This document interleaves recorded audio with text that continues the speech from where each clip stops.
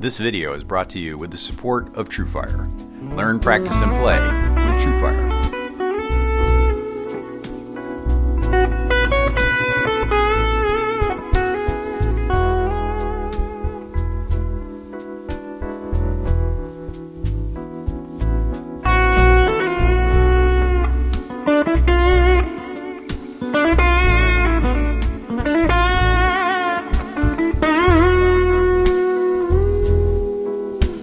Hi, this is Keith Williams. Welcome to 5-Watt World. We're interested to help you get the most music from the least gear. I'm filming this on January 28th, 2023, just 18 days after the passing of one of the greatest guitarists of our time, Jeff Beck. Jeff Mackerlane and I have been working on ideas for this video for the past 6 months and hadn't scheduled it, but of course, with his passing, many members of 5-Watt World began asking us to do it sooner than later. Jeff Beck was prominent in my life at two important times. The first, during the college years of my first immersion in the world of rock jazz fusion guitar. His albums, Wired and Blow by Blow, were the soundtrack of that time. I vividly remember where I was the first time I sat and listened to Wired in its entirety. That was something that I did then, and it seems to have gotten lost, the ability to sit and just listen to an entire album. But man, Jeff Beck made that easy and enjoyable. Over time, I slid into more straight-ahead guitarists, Wes Montgomery, Kenny Burrell, Pat Martino, and Pat Metheny, but when I looked up from that in the mid-2000s, it was as if Jeff Beck had been waiting for me there, with his release of Live at Ronnie Scott's. It's a video of a live gig from the famous jazz venue in London. There he was playing all the hits of his career in a quartet with Vinnie Colaiuta on drums, Tal Wickenfield on bass, Jason Rebello on keyboards. He was 63 years old then, the same age I'll be next month. And Beck makes it clear that he was at the height of his powers when many other players would have been looking back. So if you've been waiting for us to make this video, then people get ready, because this is the 5-Watt World short history of the guitars of Jeff Beck. If you enjoy our videos, make sure to subscribe. And if you've already subscribed, grab a hoodie or a Stomp preset pack to support what we do. And to become a bigger part of 5-Watt World, sign up for the Friends of 5-Watt on Patreon. The links are in the description. Jeff Beck was born on June 24, 1944, in Wallington, England. As a boy, he sang in his church choir, and as a teenager, his only sister Annetta would introduce him to Jimmy Page. Beck has said that his first memory of electric guitar was asking his mother about Les Paul playing How High the Moon on the radio. She explained that it was an electric guitar, and it was all tricks. He replied, "That's for me." He was just 6 years old. He went on to be influenced by Cliff Gallup, lead guitar with Gene Vincent and the Blue Caps, along with B.B. King, Steve Cropper, and Lonnie Mack. As a young teen, he made several attempts to build his own guitar, but with little to no success. After high school, he attended Wimbledon College of Art and was subsequently employed as a painter, a decorator, and a car paint sprayer. While at Wimbledon, he played in a string of groups playing in a variety of styles before being recruited by the Yardbirds in 1965 to replace Eric Clapton on the recommendation of Jimmy Page. Beck would spend just 20 months in the Yardbirds, but during that time they recorded most of their most important records. At first in the band, he played the red Telecaster that Clapton had used before him, that was owned by the band's management company.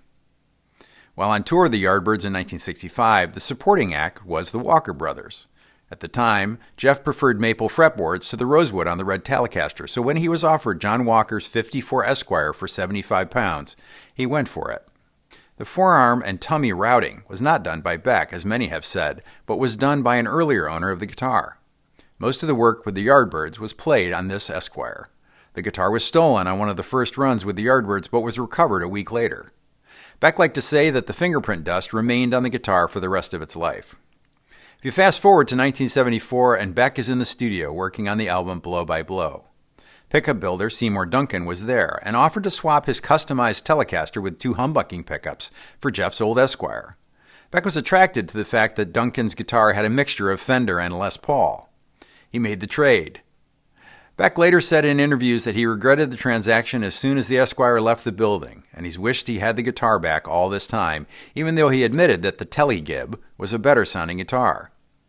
Seymour Duncan had bought the highly customized Tele-Gib in '72 when it had already been modified. But Duncan had replaced the neck with an original maple, added a different bridge, and put in 2 original PAF pickups. Beck used the Telegib guitar to record one of his best-known performances, "'Cause We've Ended as Lovers." You can see him playing the guitar on the film for The Secret Policeman's Ball from 1981. He's, of course, performed this many, many times since on various Stratocasters as well. What amazed me about this performance was how he squeezes so many of the same sounds he got on a Strat from this 2-pickup Tele using only the volume pot.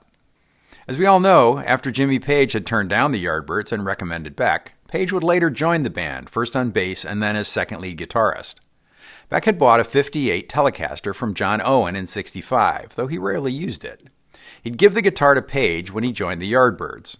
Page played the guitar for the couple of months they were both in the Yardbirds together.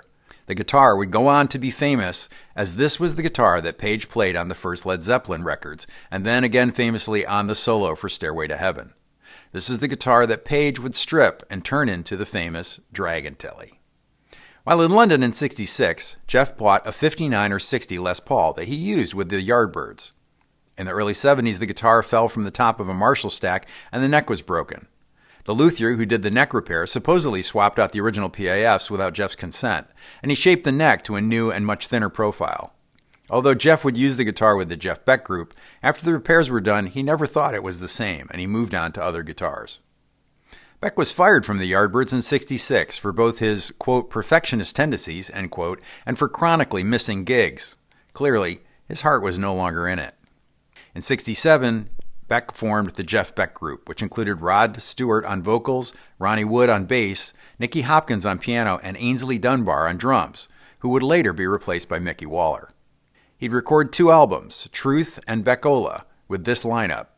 While on tour in Philadelphia in 1968, Jeff bought a 1959 Les Paul from Rick Nielsen, who would later be in Cheap Trick, for $350.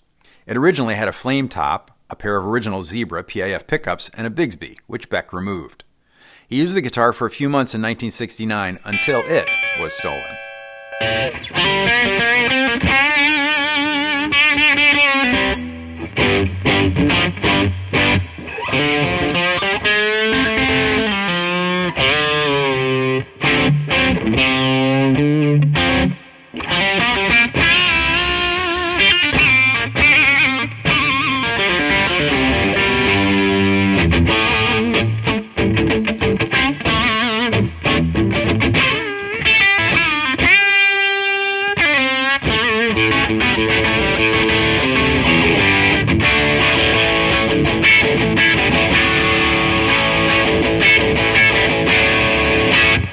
In 1973, while out on the road with Beck, Bogart, and Appice, Jeff found a heavily modified 1954 Les Paul in the famous Strings and Things shop in Memphis.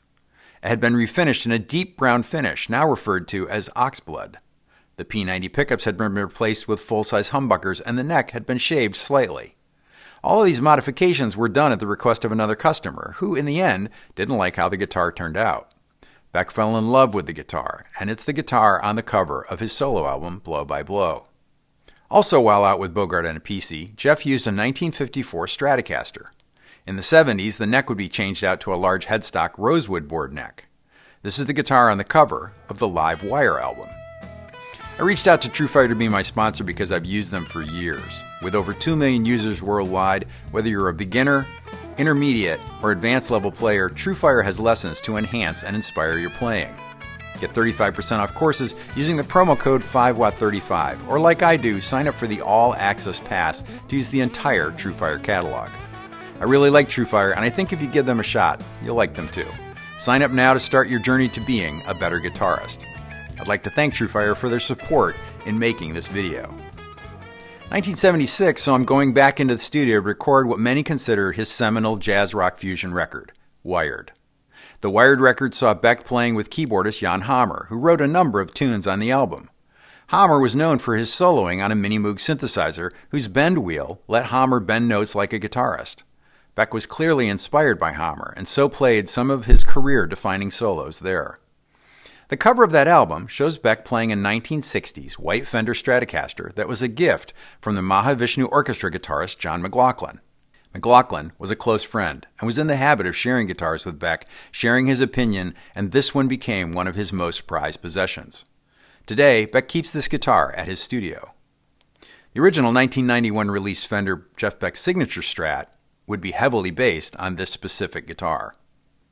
In 1979 and 1980, Beck was working in the Who's Rampart Studios on what would become There and Back, which was released in June of 1980. It featured 3 tracks with Jan Hammer, while 5 others were written with keyboardist Tony Himes, who he'd toured with in '78. In the mid-'80s, Beck began using a pink Jackson soloist. It was nicknamed Tina because he had Tina Turner engrave her name on the guitar. The guitar had 3 single-coil pickups and a Kahler tremolo bridge. He later switched to a second Jackson, orange, with a white pickguard similar to the one that you'd find on an original Tele bass. This guitar had a Floyd Rose trem that Beck preferred. He used the Jacksons live and also on the album Flash, though he later had mixed feelings about that album, admitted that he'd moved into a direction hoping to have a hit. I mentioned Beck's love of Clip Gallop's playing, and after seeing Gallup with a Gretsch on a booklet about his music, he eventually learned the specific model and a year of Gallup's guitar. He sought out and purchased a 1955 Gretsch 6128 Duojet. He would use this guitar on the tribute album to Gene Vincent and the Blue Caps titled Crazy Legs, released in '93. For many years, Beck had been renting a Gibson L5 from a local guitar store to record Scotty Moore-inspired parts. After years of renting the guitar, the owner of the shop gifted it to Beck. At the end of the '80s, he returned to instrumental music, releasing the album Jeff Beck's Guitar Shop. This marked just 3 releases during the '80s that many attributed to his long battle with severe tinnitus.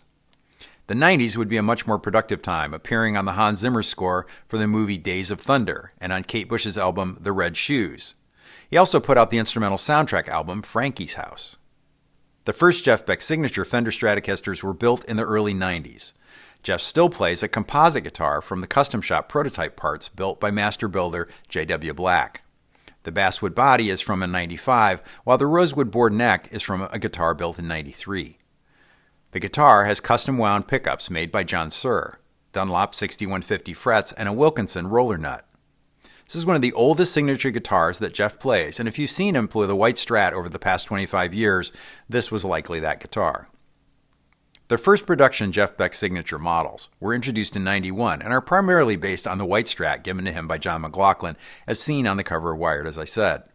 Jeff was working with Fender in the late '80s, only to decide at the last minute to not go forward at that time. Fender then released those guitars as the Strat Plus model. A couple of years on, Beck moved forward with the deal, releasing the signature guitar with many of the same specs.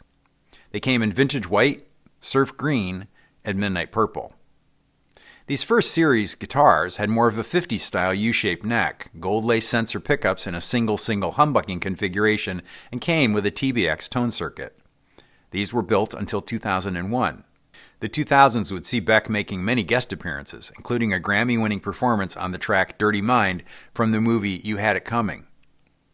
In 2007, he played a sold-out run at Ronnie Scott's Jazz Club in London that was filmed, and in the same year, he was inducted into the Rock and Roll Hall of Fame. The award was presented by Jimmy Page. That night, Beck performed with Page, playing his original 12-string part live.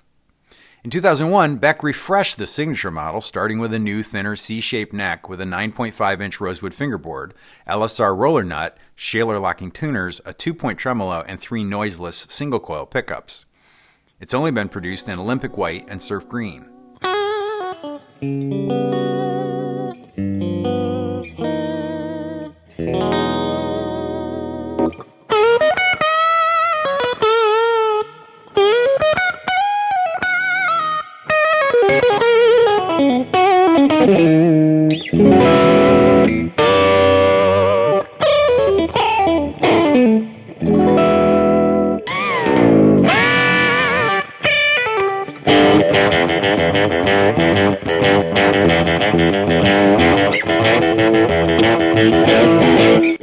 To round out what we know of the custom shop signatures guitars that Jeff uses, in 2016 he took delivery of a custom shop JB with a reverse headstock. Reportedly, the neck has a sharper edge on the high E side, giving it a little more room to fret that string, and this is unlike the production JB Strats. The rest of the specs seem to echo the signature guitars with a Wilkinson roller nut, Fender noiseless pickups, and a modern 2-point trim. On the acoustic side, the only 2 guitars he's mentioned playing are a red Gretsch Rancher, like the one that Paul Peek of Gene Vincent's band played in the classic 1956 movie The Girl Can't Help It. The other is a plastic McCaffrey 3/4 size guitar that was a gift from Jimmy Page, and for this reason is one of his favorite guitars. On some tours in the last few years, he's carried both a custom shop 51 Relic Nocaster with Lindy Fralin pickups with a classic tele wiring and what appears to be a white made in Mexico Telecaster. He's also used a Gibson Custom Shop R8 58 reissue with a slightly thinner neck. Rumor has it that this is one of the 2 prototypes that were built for Mark Knopfler's signature guitar that was left behind at Gibson. Besides the slightly thinner neck, the R8 has a pull pot for splitting the bridge humbucking pickup.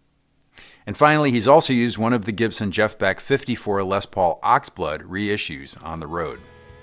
To be honest, we might have made this video a couple of weeks ago, but it was all just a little too fresh for Jeff and me. It's one thing to know your heroes are mortal, and of course, we're reminded of that in small ways throughout our lives. But it's another thing altogether when they're gone. For me, Jeff Beck's passing is as if a piece of my musical journey now has an unexpected ending. I was certainly not ready for it to come. It's a good reminder to call your friends, put together that long overdue jam, and stumble your way through People Get Ready, because it's a good lesson for all of us to keep in mind every day. I need to thank longtime Jeff Beck fan and collaborator Jeff McErlane for playing some inspired music for the intro and outro of the video. I've lost count of the number of videos we've made together now, but I know that this one has special meaning for Jeff.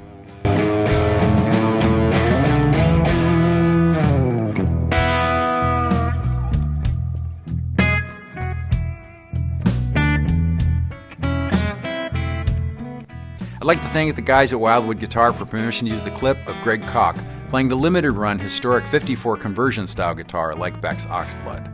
I again need to thank Dan Kapilovich from Ground Guitar. His web pages on famous gear and guitarists remain an inspiration for me. I need to thank everyone that stopped by the store and grabbed a hoodie or a Stomp preset pack. In particular, I need to thank the friends of 5 Watt on Patreon. You're all 5 Watt World. I just make the videos. If I missed your favorite guitar from Jeff Beck's career, leave it in the comments for everyone to enjoy. If you enjoyed the short history of the guitarist of Jeff Beck, hit the like button. And if you haven't subscribed yet, go ahead and hit that too. Thanks for hanging with me till the end. Until next time, I'm Keith Williams. Thanks for being a part of the 5 Watt World.